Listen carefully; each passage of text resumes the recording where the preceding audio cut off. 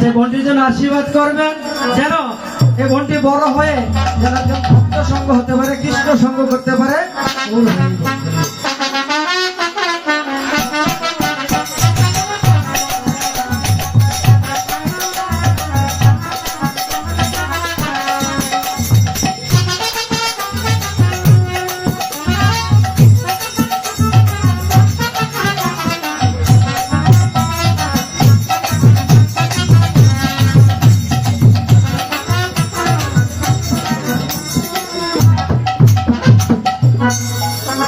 আসলে আমরা যখন না কোনো অনুষ্ঠানে যাই, আমার অনুষ্ঠানে কিন্তু ছেলে মেয়েকে নিয়ে আসি না। কেন জানো মা? হ্যাঁ, কান্না করে দেখে আসলে শিক্ষা দিতে হলে বাবা কৃষ্ণ সঙ্গ ভক্ত সঙ্গ করতে হয়। এই যে অনুষ্ঠানে সাধু সঙ্গ করতে হলে বাচ্চা করে নিয়ে যেতে হয়। কারণ মা আমরা শিখবো কোথা থেকে, তাই না গো মা? শিখাইতে হবে, বাচ্চাকে শিখাইতে হবে। তাই বাবুটির জন্য আশীর্বাদ করবেন, বড় হয়ে যেন একজন সাধু সঙ্গ হতে পারে, ভক্ত সঙ্গ করতে পারে এবং বড় কিছু করতে পারে। সকলের জন্য আশীর্বাদ করবেন।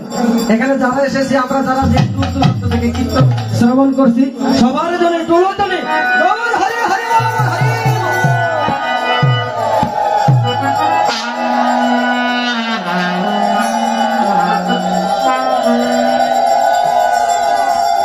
আচ্ছা, এই যে 5টি ঘট মা, 5টি ঘট কিসের ঘট? পঞ্চতত্ত্বের ঘট। পঞ্চতত্ত্ব কারা? মহাপ্রভু, নিত্যানন্দ প্রভু, শ্রীবাস, অদ্বৈত প্রভু আর হচ্ছে গদাধর প্রভু। আচ্ছা মা, কেন পঞ্চতত্ত্বের ঘট স্থাপন করা হয়?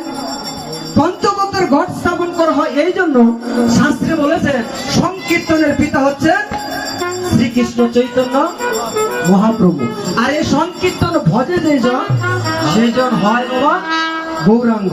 আপনি হরির নাম সংকীর্তন করবেন, সংকীর্তনের পিতাকে যদি না নিয়ে আসে কীর্তন হবে বাবা। আচ্ছা, এই যে 5টি ঘট স্থাপন করেছেন মা, তাই কীর্তন হয়ে যাবে কেন? আরো 2টি ঘট আছে।